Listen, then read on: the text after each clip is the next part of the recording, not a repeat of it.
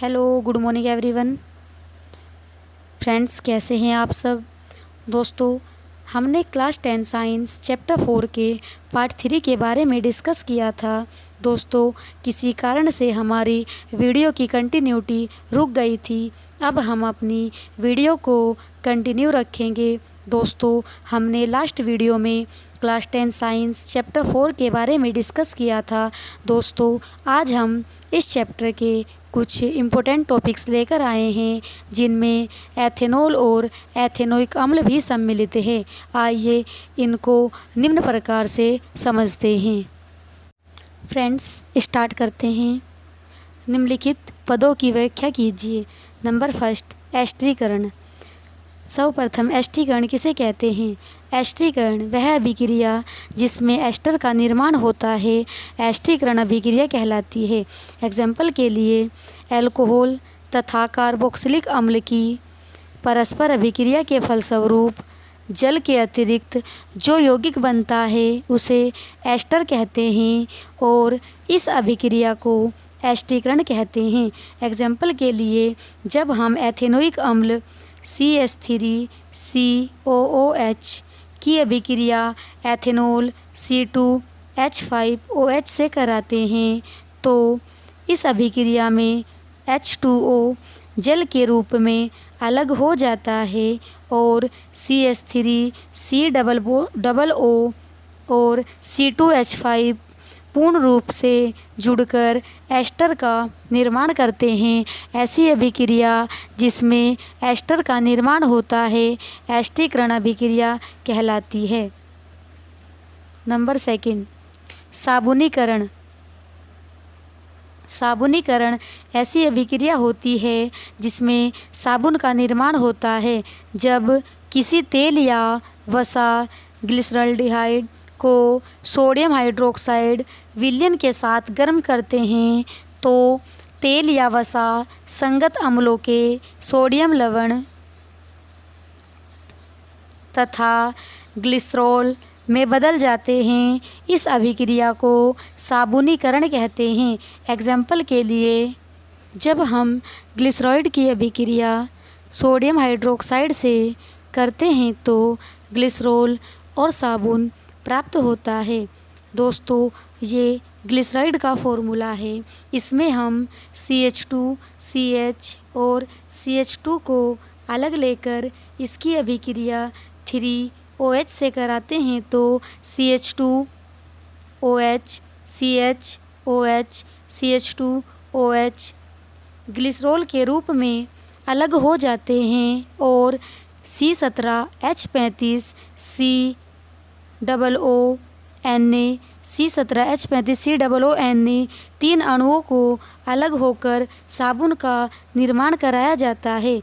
यह अभिक्रिया साबुनीकरण कहलाती है। Next topic, विकार्बोक्सिलीकरण। विकार्बोक्सिलीकरण किसे कहते हैं। दोस्तों, विकार्बोक्सिलीकरण जब सोडियम एथेनोएट की अभिक्रिया सोडियम हाइड्रोक्साइड से कराने पर मीथेन और सोडियम कार्बोनेट प्राप्त होता है तो ऐसी अभिक्रिया को हम विकार्बोक्सिलीकरण अभिक्रिया कहते हैं। एथेनोइक अम्ल के सोडियम लवण को सोडा लाइम या कास्टिक सोडा या फिर सोडियम हाइड्रोक्साइड के साथ गर्म करने पर मीथेन गैस बनती है। इस अभिक्रिया में कार्बोक्सिलिक समूह से एक कार्बन डाइऑक्साइड अणु निकल जाता है।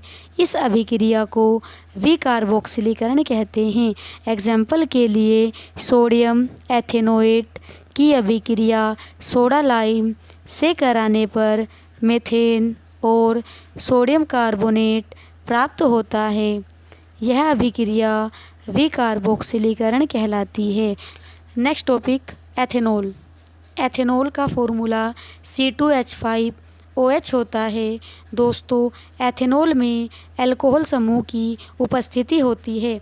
एथेनॉल में कार्बन के 2 परमाणु भी उपस्थित होते हैं, इसलिए इसे एथेनॉल कहते हैं। दोस्तों, एथेनॉल में अल्कोहल समूह उपस्थित होने के कारण अल्कोहल का सामान्यतः प्रयोग पेय पदार्थों में किया जाता है। एथेनॉल के भौतिक गुण। फर्स्ट, शुद्ध एथेनॉल एक रंगहीन द्रव है। यह जल में विलय तथा जल में लगभग सभी अनुपातों में मिश्रित होता है। एथेनॉल के रासायनिक गुण। दोस्तों, सर्वप्रथम एथेनॉल के रासायनिक गुण में हम दहन के बारे में डिस्कस करेंगे। दहन। एथेनॉल अत्यधिक ज्वलनशील द्रव है। यह नीले लौह के साथ जलकर कार्बन डाइऑक्साइड तथा जल देता है। जब एथेनॉल को ऑक्सीजन के साथ रिएक्ट कराया जाता है तो वह कार्बन डाइऑक्साइड और जल देता है। नंबर सेकंड, सोडियम से क्रिया। जब एथेनॉल की अभिक्रिया सोडियम से कराई जाती है तो सोडियम एथोक्साइड प्राप्त होता है। एथेनॉल C2H5OH की अभिक्रिया सोडियम से कराने पर सोडियम एथोक्सी C2H5ONa और H2O प्राप्त होता है। नेक्स्ट अभिक्रिया एसिटिक अम्ल से क्रिया। दोस्तों, एथेनॉल की अभिक्रिया एसिटिक अम्ल से कराने पर एस्टर प्राप्त होता है। आपने अभी पढ़ा है कि एस्टर का निर्माण एथेनॉल और एथेनोइक अम्ल की क्रिया कराने से होता है। जब हम एस्टर प्राप्त करते हैं तो उसमें सबसे महत्वपूर्ण रोल एथेनोइक अम्ल का होता है। एथेनॉल के उपयोग। एथेनॉल का उपयोग वार्निश, सुगंध तथा औषधि उद्योग में किया जाता है। इसका प्रयोग प्रतिरोधक के रूप में घाव के रोगाणुओं को नष्ट करने में किया जाता है। अल्कोहल का प्रयोग पेय पदार्थों में किया जाता है। नेक्स्ट टॉपिक, एथेनोइक अम्ल या एसिटिक अम्ल या सिरका। इसका अणुसूत्र CH3COOH होता है। एथेनोइक अम्ल के भौतिक गुण। एथेनोइक अम्ल एक रंगहीन और तीक्ष्ण गंध वाला द्रव है। एथेनोइक अम्ल में से तीक्ष्ण गंध आती है। इसका क्वथनांक 391 केल्विन होता है।